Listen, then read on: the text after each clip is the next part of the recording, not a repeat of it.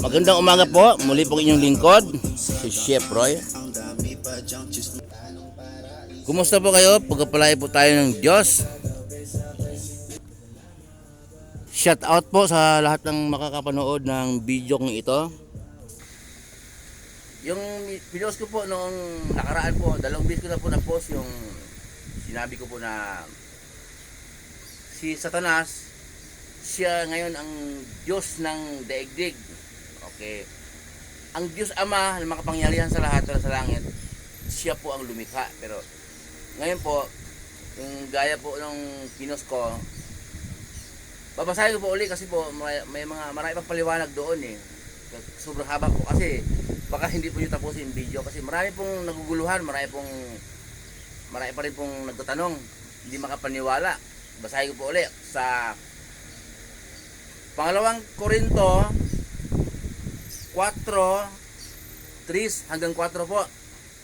Pakinggan po ninyo muli. Kung may talukbong pa ang magandang balitang ipinahayag namin, ito'y may talukbong lamang sa mga napapahamak. Okay.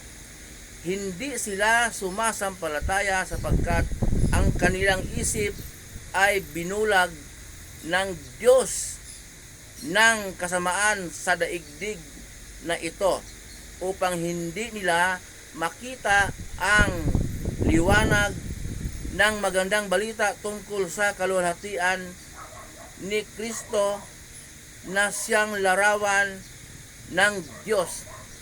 Okay po. Kaya ibig ko sabihin noon, paliwanag yung lingkod na yung pinaliwanag ko po noon, ito po, ibang paliwanag, iba naman to. Malawak po kasi.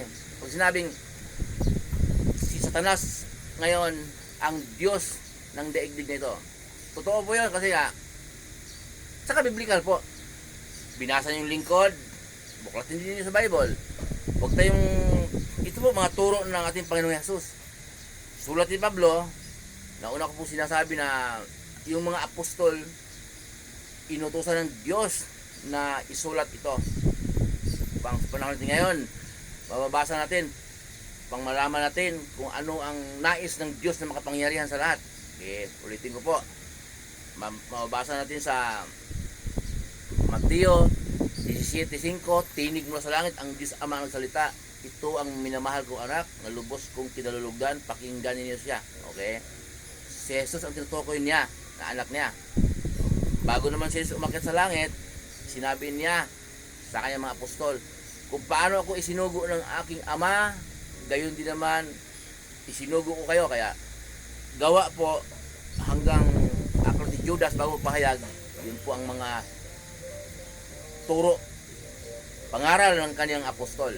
Kaya ang pangaral po ni Jesus, sa madaling sabi, mula Mateo hanggang aklat po ni Judas bago pahayag, yun po ang ating pamumuhay araw-araw dahil yun ang nais ng Diyos.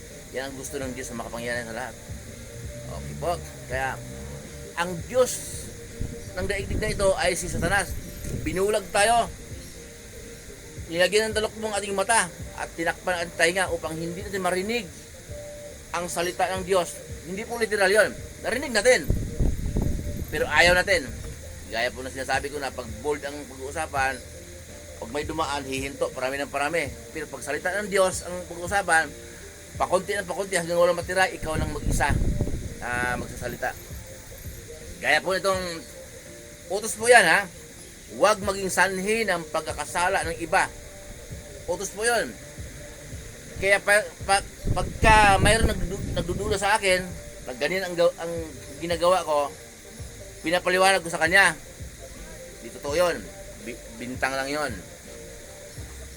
Para hindi siya magkasala ng dahil sa akin. Ngayon kung ayaw niya maniwala, wala na akong pananagutan.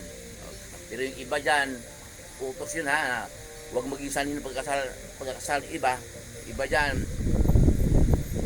nagsusuot ng litaw na yung kabiyak, litaw na yung singit, yung sobrang iksi ng kabilang singit, litaw na. Maiksi ang t-shirt, litaw yung pusod. buti yung mga purbading yung mga madadaanan yung lalaki. Ito purbading naman, ayaw din naman ng Diyos. Kasalanan din yan sa Diyos, maging bading ka. Walang lusot. So, Satanas talaga ang Diyos sa daigdig na ito. Ngayon, magsuot ng maiksing damit, yung lahat ng lalaki na nadadaanan niya, sorry, hindi lahat. Yung mga lalaki na nagnanais sa kanya, magkasala dahil sa kanya. Wow! Hindi man lahat ng lalaki, gaya ng lingkod. Sinasabi na, ang kapal ng mukha, daming kalmot sa pusod naglulundagan ng bilbil, saka hindi mo nahiya na magsuot ng maiksi. Nagkasala din ako, wala pong lusot, kaya nandyan yung tukso. Okay, may nakita po ako na may magandang dalaga yon, kaya maraming nagagusto sa kanya. Yung kilala ko naman isa, may asawa na, pero ano patingnan, attractive patingnan, lumigaw doon.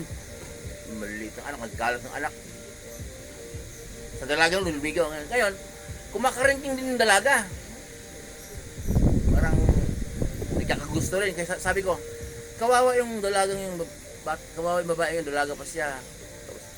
Baka mapaibig doon sa lalaking may asawa na yun, nagpanggap na binata.